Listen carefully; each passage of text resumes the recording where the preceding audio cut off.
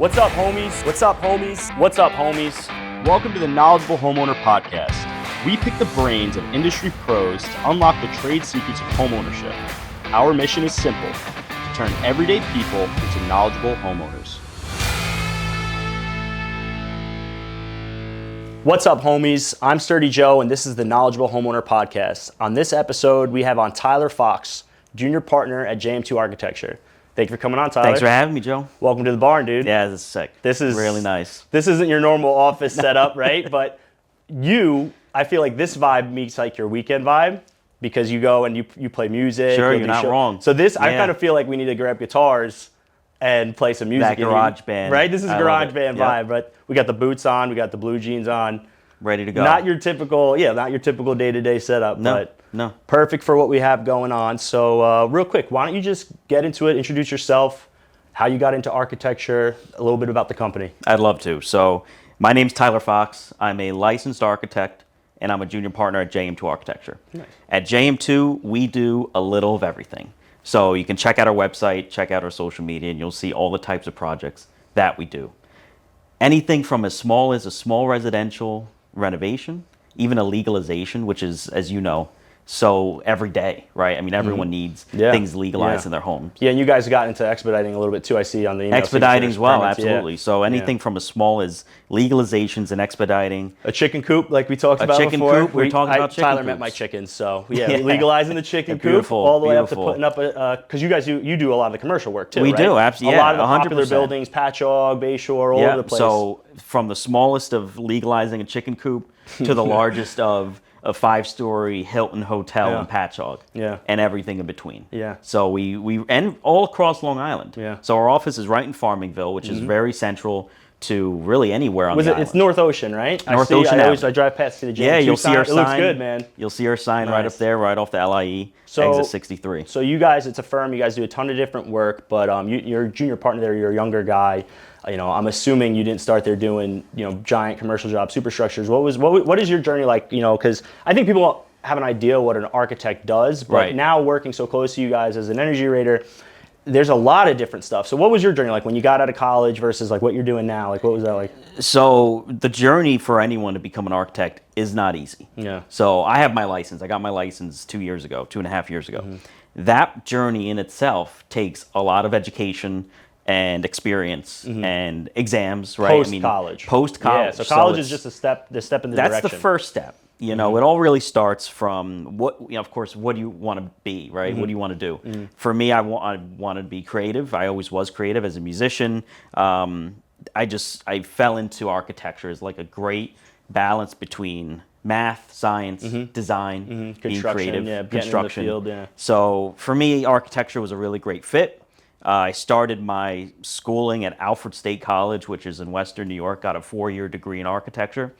And that's really the minimum requirement, right? That's your baseline to really becoming an architect, because from there, you need a certain number of years of experience in order to take your 6 exams to become a licensed architect. Yeah. So I'm fortunate to be at JM2 for 10.5 years. That's amazing. Really right after college. I'm from upstate New York also, so it's pretty important part of my journey because you're in here, dude. I am a transplant, almost. But it's been a really great experience, a great place to live, and 10.5 years. Yeah, it's a great place to do business too. It is. Plenty of work. Is keeping us very busy. Continue to put buildings up. There's always somebody else with money behind them. Yeah, sure. So like because this always interested me. You see different terms. You have architect, you have draftsman. When you come out of college, that pre-license phase, is that a draftsman? I'm actually really happy you brought that up because one of the biggest misconceptions that I see and we see at JM2 is the difference between an architect and a drafter, and if a drafter can produce plans for you to get your permit. And we have clients who come in and unfortunately, they maybe were misled by someone who they have a set of plans done by a drafter, and they can look great. Yeah. They can have every they got piece the same of software information. You got. But, sure, exactly. They can look really good, but they can't stamp. Yeah, right? So there's no stamp on it. There's no stamp on it. Yeah. So we, as a licensed professional, I cannot stamp someone else's plans. We have to redraw them. We kind of have to start that process over. So the drafter has to work with you. Like when you have drafters at JM2, the drafters and the architects, the RA architects, they work together. We all work together. So I can't, as an independent drafter, put this together. And Come then to me. ask you, and you just stamp it. Yeah, that doesn't Correct. make any. You could just No. sell your stamp then. No, And that doesn't so really it's work that way. it happens all the time Yeah. because drafters are inexpensive. Oh, 100%. Right? Yeah. They'll get it done quickly, and then you go and take those plans to the township or wherever you're going Yeah. to get a building permit, and they'll turn you around. And we can, you brought up costs, and that's something we could talk about a little bit more. But I think that is probably one of the biggest problems that people end up having with architects is because I deal with it like being an energy rater, and like we were just talking about a similar job. People call me in. They're supposed to call me in the beginning, but they end up calling me in like halfway through a job because they didn't Right. realize they needed it. So we get into talking about it, and they're kind of unhappy with the architect services that they got. And then when I ask them and they tell me the price, and like I know what a house kind of should cost based on the Exactly. size and the area, and I'm like, and they're like upset that they paid a few $1,000s, and they're like, this guy doesn't answer my phone. I'm like, yeah, because you kind of got what you paid for, Right. and they're gone. Yeah. So it's like you're talking about like this is Knowledgeable Homeowner Podcast. I think a big mistake people make with architects all is, the time, and that's another, a lot of the clients that kind of come through our door or call our phones, they have worked with an architect in the past. And sometimes it's maybe, their misunderstanding of the services they're going to get, or maybe they're just not, there's an education side to architecture when you're working with someone. It's, Yeah. What am I being hired to do? What can I do? What can I do? And the expectation of, what is the end game? What are they going to get? Are they going to get a permit at the end? Are we going to be helping them through construction, possibly on site? So sometimes it's having those early conversations of like, this is what your unique project would entail. This is what you need or what you might not need. And sometimes we'll even lay it out for them, even like a la carte style of, we can do this for you. Yeah. Or you can hire someone else, but we recommend you to do it because you will need it. I think that's a huge shortcoming I see when a lot of the architect problems is just poor communication early in the process.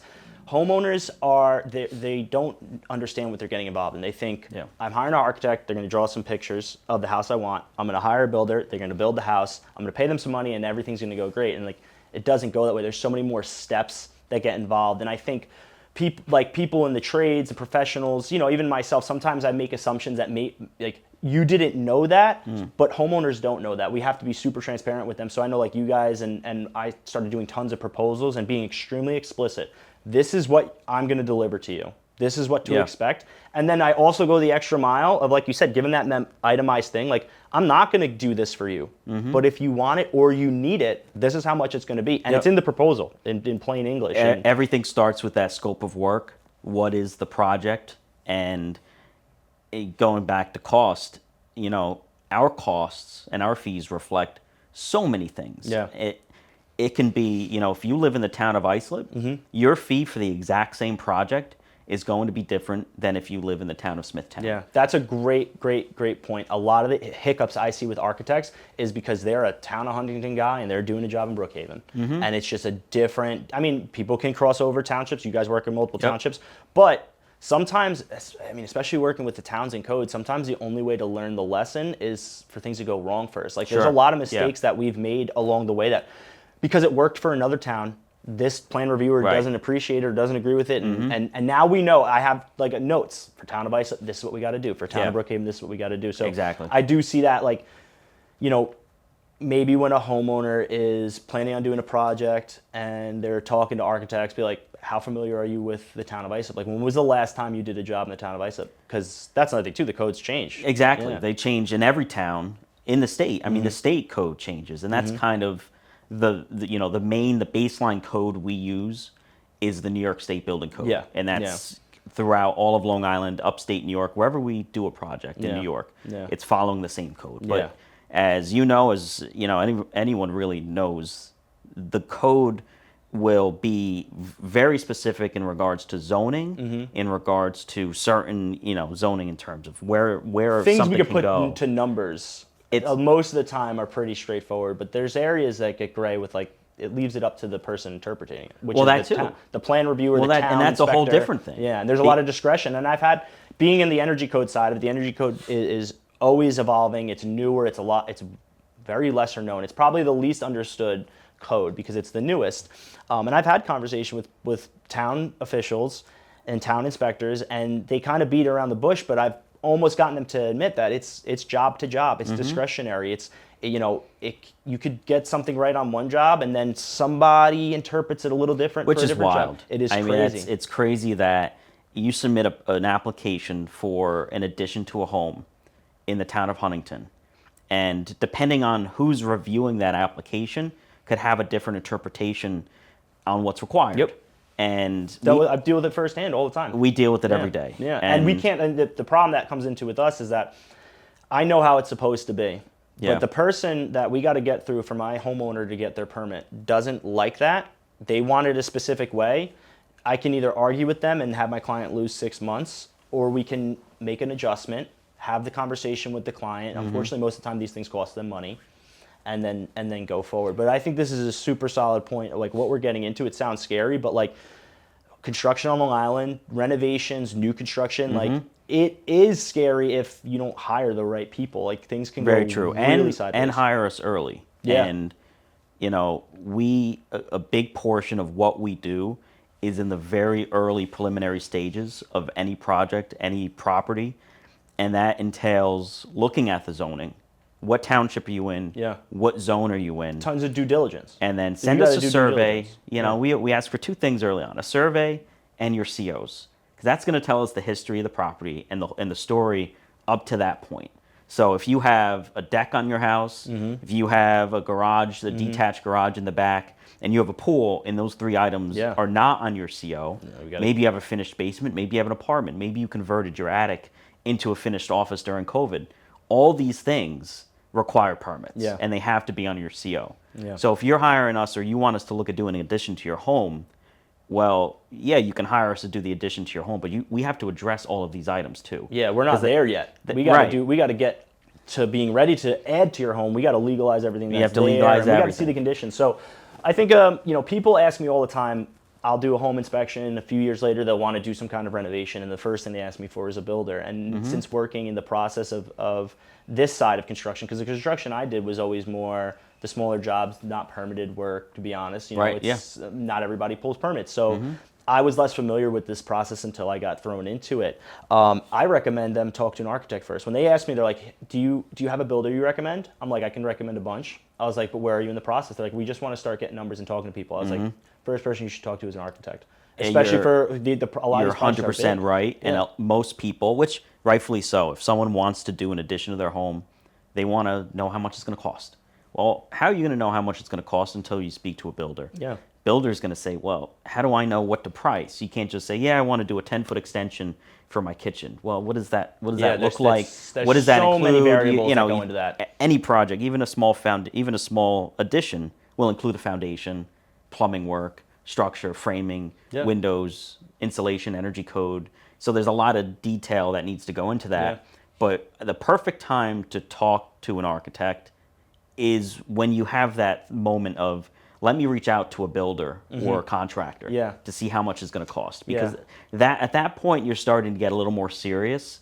And if your expectation is, 1,000 square foot addition, and the zoning or the sanitary code only permits 200 square feet, well, then we have to know that early on. That's going to be the first step. So I think looking at it from the psychology of a homeowner, I think a lot of people, they think, okay, I want to do this project now. But I think you can look into their thought process. It's, I want to have the house done by Christmas. I want to host Christmas Eve. Yeah. So we have to kind of reverse engineer it. So if that was the case, right, we're going into December of, let's say we're starting 2025. I was hoping to have my, 500 square foot extension done by Christmas of 2025. How much before December 2025 should I start those conversations? That's a tight schedule. It sounds crazy. It's a year away. It sounds crazy, right? Because people are say, a year? Oh, you're plenty of time. Yeah. Not necessarily, and there's a few reasons.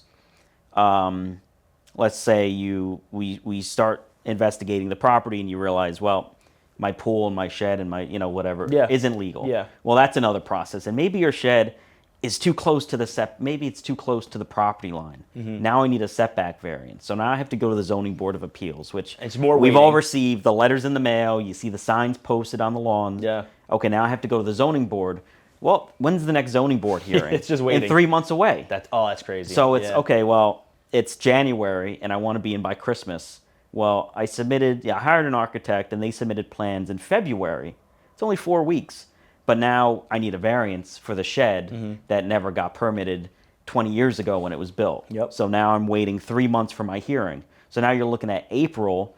Now, hopefully it goes well and they approve it. It's a month to receive the decision. So it's already May before you receive a decision that says, okay, your shed is now legal. Now proceed with the addition. So now you submit for the addition. That's now you're in a whole nother Yeah. review, and Yeah. a review can take a month, 2 months. And we haven't even started construction. We haven't now. even We're put a already- shovel in the We're already ground. 6 months into the You process. haven't even put a shovel in the ground. Yeah, and you haven't you're in even the middle of started summer. that. A contractor is going to tell you it takes 6 months and things happen, and now it's going to take 8 to 9 months anyway. Exactly. So, So you're in the middle of the yeah. summer. Maybe the fall's coming. It's getting a little cold. Yeah. And it's contractors are busy because now everyone's trying to get in their last. So now, okay, can the contractor start? Well, I don't know, a month from now, 4 weeks. And then when they're supposed to start, you get a blizzard, or when they're supposed to put you don't concrete know. too cold. Hurricane, right? Exactly. Floods, so rain. yeah, I mean, so we are possibly even starting at our anticipated finish date. So people they need to start thinking about it early if they want to do real work. So Yeah. I had this enlightenment essentially when I would look at your guys' plans. I get plans from architects all the time, and you have that timeline box on the corner. And it's 2024, and I see the first digit is from 2021, Yep. 2022. So this is years of planning. Listen, sometimes it's a 5,000 square foot house, understandable. Yeah.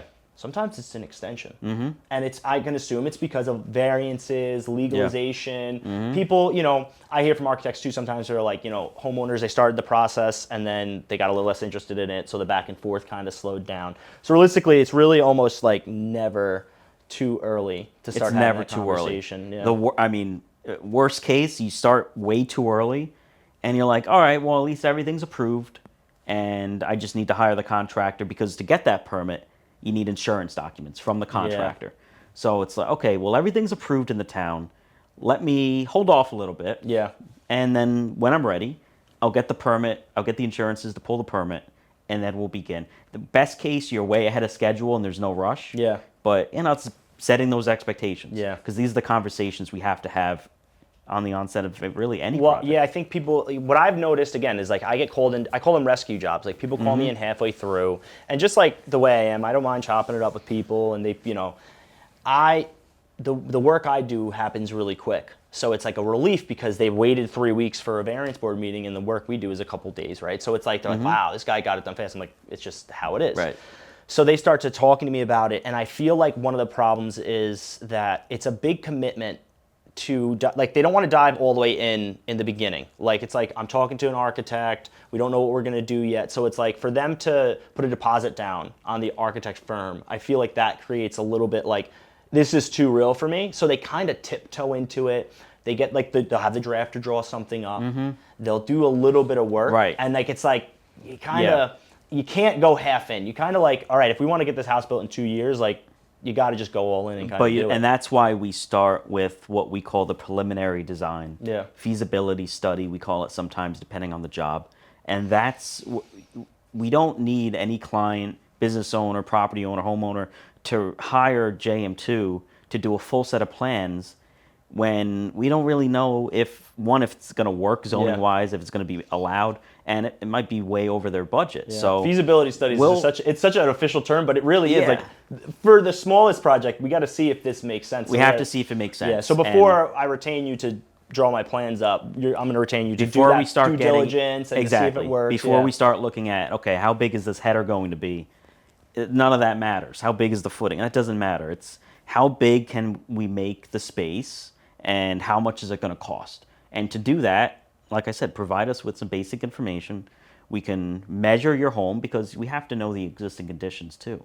So we have to come in the home. We have a great 3D scanning software we use now. It's awesome. So we'll make a 3D model of your home, and we'll do that extension. We'll design that extension based on the zoning code, and then we can talk about how much is it going to cost. Yeah. Only at that point can the contractor kind of understand how much it's going to cost. Yeah.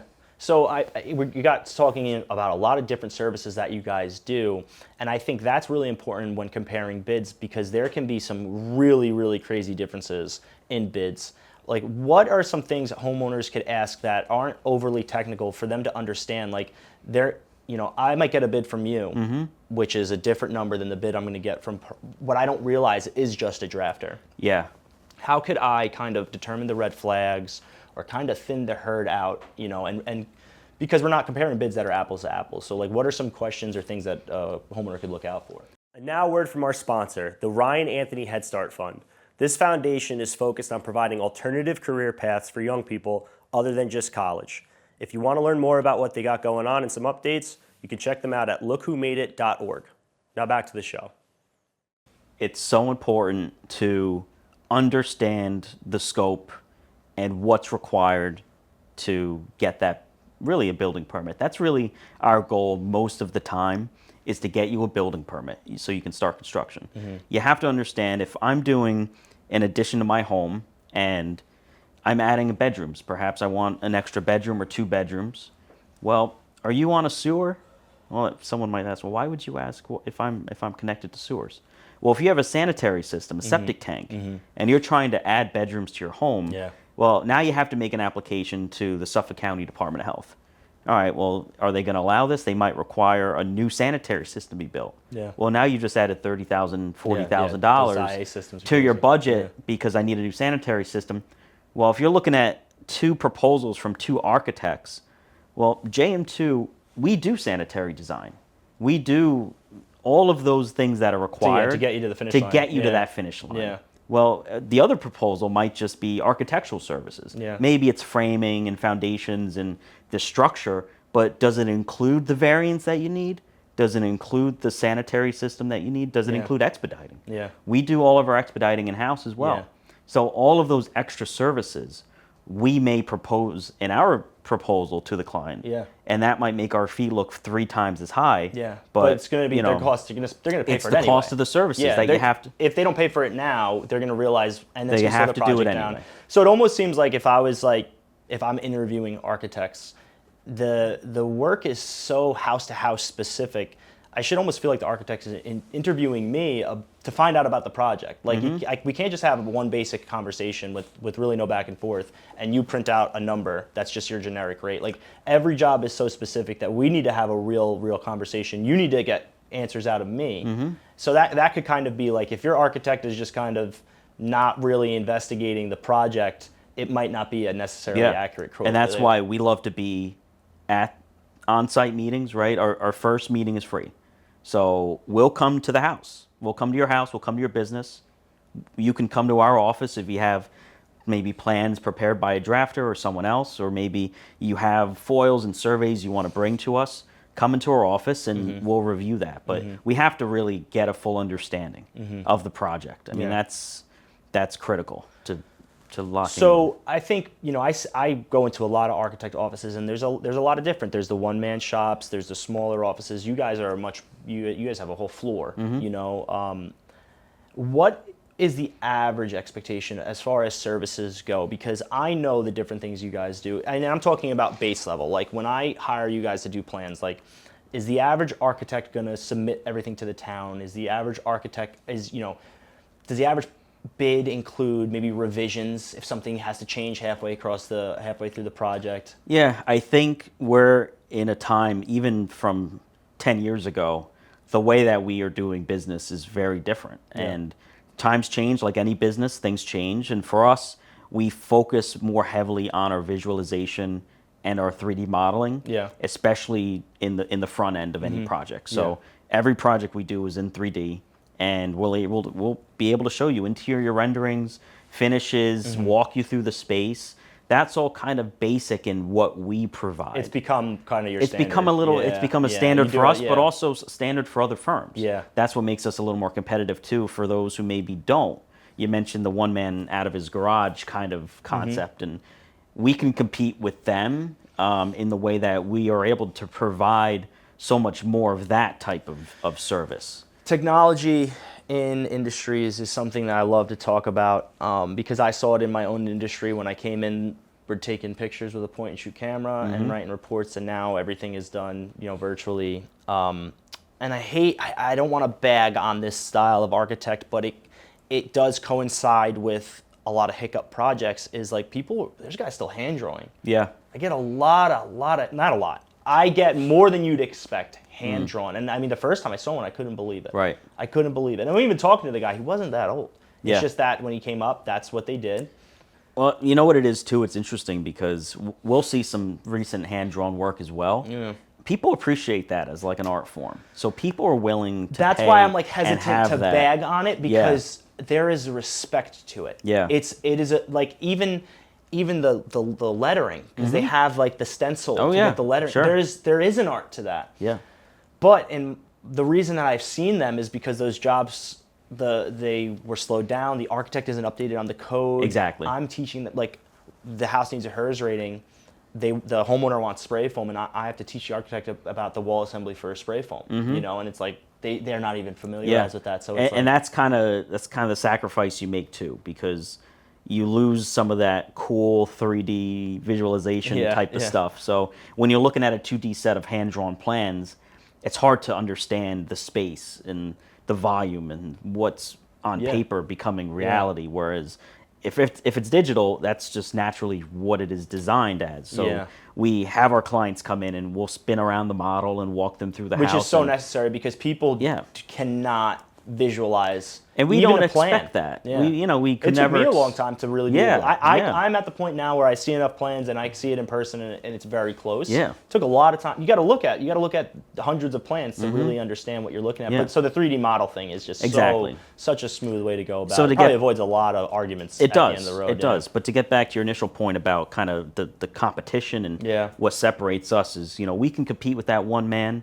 but we can also compete with the much larger firms. So we're 13 in our office. We have 3 licensed architects, myself included, and it gives us the ability to kind of, each of us have a little different expertise, but also you get to really know everyone in our firm. You're not just working with me. Maybe you're working with me and Thomas, or me and Amanda, or me and Brian, whomever it might be. You'll be working with a few of us. You're not just working with me, and you don't get lost in the system, which is another thing we hear. Is people, they reach out to firms, they don't know who they're talking to. One person shows up on site, another person is answering the phone, another person is doing the plan, another. Yeah, I'd say meeting you guys, knowing you personally, going to the office and working alongside you guys professionally, I feel like it doesn't feel that big communication-wise, because I know what you're saying, where it's like I email you and I have to CC, this isn't my experience with you. I email somebody else, I have to CC 3 other people, because I don't know which one of them is going to answer. Yeah. But like today, got a communication from your company today. I'm talking to the person that I need to talk to, and if I never been to the office, if I never met you guys, I would just think it was like him and maybe 1 or 2 other people, and it's like, but then we go in there. And it's a firm. It's a full office. But everybody's chill. Like we were talking about the owner before. Like I met you guys. I met the team at the Hangar Fest. So such laid back. Like I want to hang out with you guys again. It was such a good chill vibe. That's what we love to hear. Like that's the culture that we want to have. Is that we're professionals, right? I'm a licensed architect, and we do hearings, and we're in front of boards, and we go to government officials, and we do all these big fancy things, but at the end of the day, it's like we all just want to do good projects. We want to be decent people, and we get along with the people that we work with. I'll tell have you a lot what, of man, fun. like I said, I know a lot of architects, and it can get a little, I hate to use a term like stuffy, but it can, because it's fancy stuff, and there's big money to kind of swing around. And I'm that kind of guy that I don't care. I don't care about any of that. I just want to be able to sit down and like I knew having you on today, we would chop it up well. Yeah. But like, I know your work's professional, and that's one of the reasons why I like working alongside with you. But I also know that like on the weekends you play guitar for a band, and that is like so chill. And like you've texted me like, "Hey man, we're playing here," and it's like, that's like kind of like it sounds silly. It's like that's not a major point, but it's a part of it, because you're a person that we can communicate with. And the home building process, the renovation process for homeowners it's stressful. It's stressful for everyone involved. It's a lot of money and time, and it's we call it sometimes a marriage, right? Because when you sign on with us with JM2, it could be a multi-year project. There are full commercial projects. We do commercial work too. There are full commercial projects where the design phase will be a year, and the construction phase will be 2 years, and we might be on site every week for those 2 years. So we're heavily involved. So for 3 years, it's a working relationship. It's a relationship. Thing, so you try to find commonalities like Yeah. sports. We connected on the Yankees earlier, yeah, so yeah. you connect on sports, you connect on music, and family, and Yeah. where you're from, and travel, and you hang out, you have fun, and Yeah. it's not worth. I think it is not funny doing because I think at least the businesses that we work with, we're client facing and we're dealing with people. And I, doing home inspections, I look at it as like, it's another home inspection for me, but this is the biggest deal of this person's life this far, and possibly the biggest purchase they'll ever make. Exactly. I've just made it a point to just treat everybody like they're in that situation, give them a little compassion, understand it's a big deal for them, and it has worked so well for me, and I carry that along into the energy or anything. Like I said, most people call me in a panic. I need this done. Oh my God, blah, blah, blah, blah. I'm just like, I understand this is tough, but I'm here to kind of guide you through it and keep everything chill. And I think that's important on the architect side too, where the situations where my clients are begging on the architect, after I work with the architect and I kind of see how abrasive they are, it's like, you might be amazing at your trade, but you're kind of missing the people skills to deal, because you kind of got to be a little bit of a You have to be a little of everything. Yeah. And it's a long process, and you're in it for a long time, but you have to sometimes, talk people off the ledge. Yeah. And it's tough too when you hear that I want to do an extension by Christmas and my zoning board is 3 months away and I don't think it's going to get done. Sometimes it's you already invest so much time into these projects that you just got to keep moving forward. You just got to, keep your head up high, be positive, and get it done. Yeah. Get it done. So we got into a little bit about working with clients and the ability to use a 3D to kind of show them what they want. But as far as expectations, because I'm personally, I've never hired an architect for myself, and this is something I don't understand. What kind of creativity can I expect? Like, let's just say this was a little bit bigger of a space and I wanted to finish it, but I have no interest in design. What should I expect from my architect, and what should I maybe bring to the table as far as, design wise, So every firm, well, let me start with every client may have a different expectation of what that creativity is. Just like everything else of setting expectations, it's how much am I going to get? Is my architect going to design the ceiling plan and design every light fixture? Are they going to provide for me the carpet, the wall finish, the base finish? Are they going to choose furniture? So that's just part of the services, is we can do a little bit more bare bones where it's a simple design. Exactly. This is a colonial, it's not that difficult versus, I want. And do you guys, where does an interior designer fall in that world? Yeah, that's a good question too. Is an interior designer will typically be that finished product type of professional. So when if we're working with an interior designer, we'll design the box, for lack of a better term, and they'll come in and they'll finish it. Yeah. So the designer is going to work more closely with the owners. To get what they want. To get exactly what they want. The interior designer will help them choose finishes. They'll, help them choose fixtures for their plumbing and furniture. That's something that the day comes when I need to do a major project, I'm dumping tons of money in my house. Yeah. I am 100% going to retain an interior designer because I've seen so many different projects where I know we went basic and I can tell an interior designer different. And it's like, I don't care how much they cost. If we're going to spend a ton of money, some of these interior designers are just so sharp. And we've worked with great interior designers, and we still are.